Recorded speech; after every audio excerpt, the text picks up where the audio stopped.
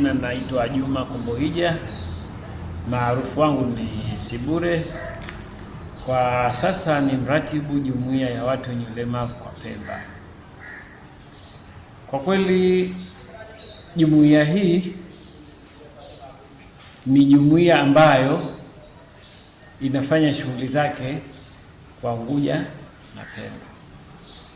Jumuiya hii afisi yake kubwa ilikuwa ipo Chake Chake, lakini mnamo mwaka huu kwenye mwezi wa 4 tuliondoka Chake Chake kuhamia Micheweni kutokana na changamoto mbalimbali za upatikanaji au ulipaji wa ada au kodi ya ofisi.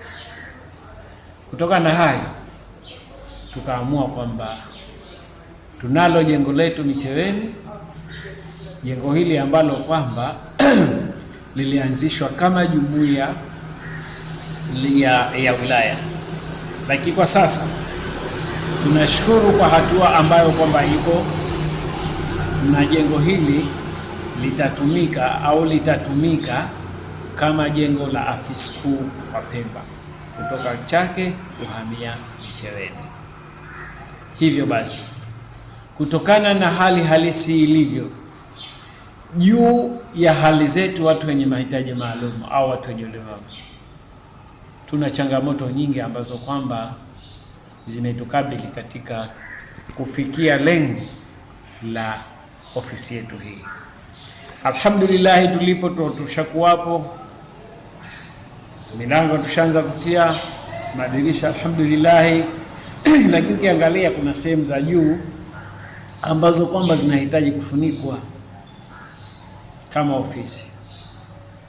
Ukiachana hayo, kuna masuala mazima ya vyoo, umeme na mambo mengine yakiwa kama ofisi, kama mafeni, auta na vitu vingi. Kutokana na hali zetu hapa tumefikia kwa rehema za Mungu ambazo kwamba Mungu haachi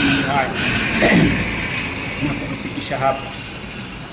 Hivyo basi, natoa wito kwa ndugu, jamaa na marafiki,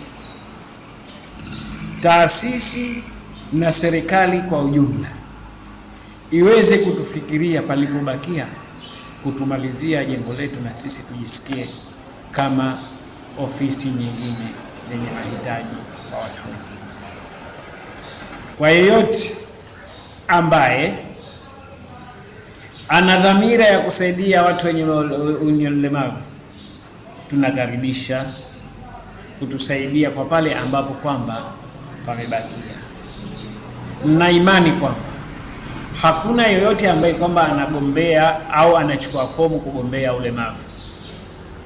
Hii ni dhahiri, ni kudra ya Allah kwamba kama hujafa huwezi ukaumbika.